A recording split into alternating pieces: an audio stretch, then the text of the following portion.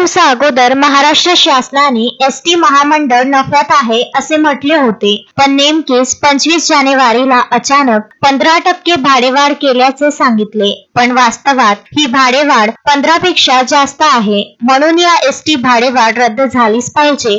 जनतेची पिळवणूक सहन करणारे आम्ही शिवसैनिक नाही या उद्देशाने पक्षप्रमुख उद्धव बाळासाहेब ठाकरे यांच्या आदेशान्वये तसेच शिवसेना नेते अरविंद सावंत, पश्चिम विदर्भ समन्वयक अरविंद नेरकर यांच्या सूचनेनुसार वर्धा जिल्हा संपर्क प्रमुख रमेश जाधव यांच्या मार्गदर्शनाखाली 28 जानेवारी रोजी सकाळी 11 वाजता बस स्टॉप वर्धा येथे जिल्हा प्रमुख आशिष पांडे यांच्या नेतृत्वात देवळी उपजिल्हा प्रमुख रमेश कडू, वर्धा शहर प्रमुख मिलन गांधी, देवळी तालुका प्रमुख सतीश बोरसे, युवा सेना जिल्हा अधिकारी शार्दूल वांडिले यांच्या उपस्थितीत वर्धा येथे देवळी विधानसभा तसेच वर्धा शहरच्या वतीने एसटी भाडेवाढ रद्द झालीच पाहिजे याकरिता चक्काजाम आंदोलन करण्यात आले. यावेळी कुमार हातागडे, रितेश इमले, रोहित निगम, गोपाळ सबड, सतीश नायर, बाबाराव पवार, अकिल शेख, आकाश दगवार,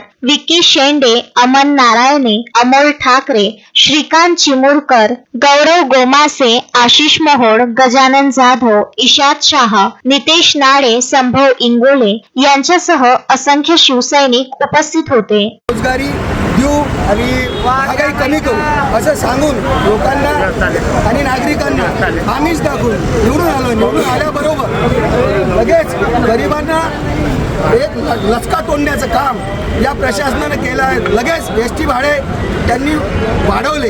यात गरीब नागरिकांचे किती हाल होती. यात म्हणजे एकीकडं महिलांना मोफत सोय द्यायची आणि दुसरीकडं लहान मुलांकडून तिप्पट दर वाढे जर यांनी एसटी भाड्याचे वाढवले, यामुळं प्रत्येक नागरिकांना आर्थिक झळ बसणार आहे.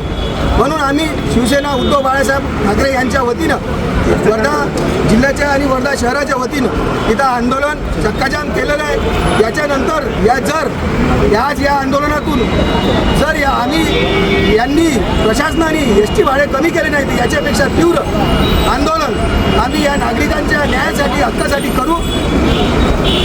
अश्विन शाह, विदर्भ न्यूज, वर्धा.